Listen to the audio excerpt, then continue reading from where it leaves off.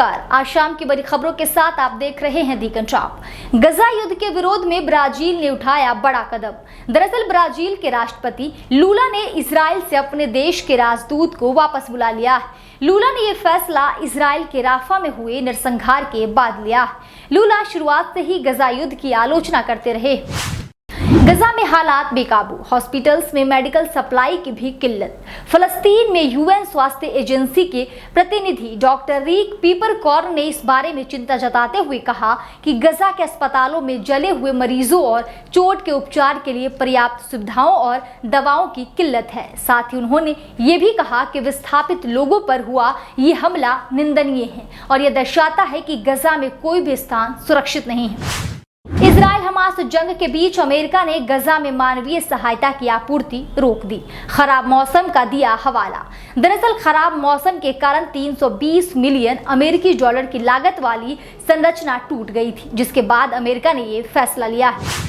पूर्व प्रधानमंत्री मनमोहन सिंह ने साधा पीएम मोदी पर निशाना। मनमोहन सिंह ने प्रधानमंत्री नरेंद्र मोदी पर चुनाव प्रचार के दौरान घृणास्पद भाषण देकर सार्वजनिक चर्चा की गरिमा और प्रधानमंत्री पद की गरिमा को गिराने का आरोप लगाया। इसके साथ ही 1 जून को लोकसभा चुनाव के 7वें चरण से पहले पंजाब के मतदाताओं से अपील करते हुए उन्होंने कहा कि केवल कांग्रेस ही देश का विकास और प्रगतिशील भविष्य सुनिश्चित कर सकती है, जहां लोकतंत्र और संविधान की रक्षा की जाएगी। आजम खान को लगा बड़ा झटका।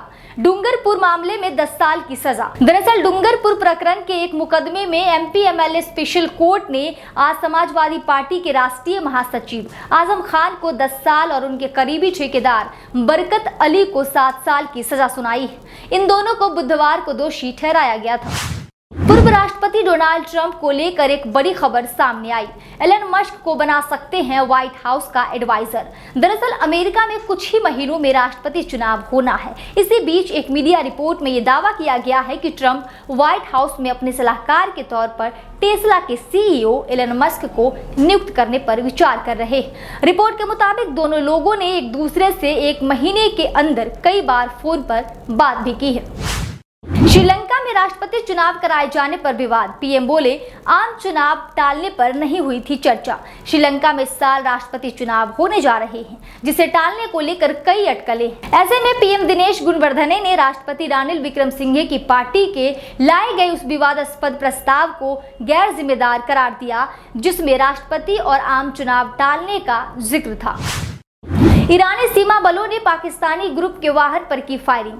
मीडिया रिपोर्ट के मुताबिक ईरानी सीमा रक्षकों ने दक्षिण पश्चिम में एक दूर दराज के इलाके में पाकिस्तानियों के ग्रुप को ले जा रही गाड़ी पर गोलाबारी की। इस घटना में 4 लोगों की मौत हो गई और 2 अन्य घायल हो गए। हालांकि ईरानी बलों ने यह हमला क्यों किया, उसे लेकर अभी तक कोई जानकारी सामने नहीं आई है। अनंत अंबानी और राधिका मर्चेंट की शादी की तारीख के बारे में अहम जानकारी सामने आई। इन दोनों की शादी 12 जुलाई को मुंबई के बीकेसी स्थित जियो वर्ल्ड कन्वेंशन सेंटर में होगी। शादी पारंपरिक हिंदू वैदिक रीति से की जाएगी। मुख्य विवाह समारोह शुक्रवार 12 जुलाई को शुभ विवाह समारोह के साथ शुरू होंगे। शनिवार 13 जुलाई को शुभ आशीर्वाद का दिन होगा और अगले दिन यानी रविवार 14 जुलाई को मंगल वेडिंग रिसेप्शन का आयोजन किया जाएगा।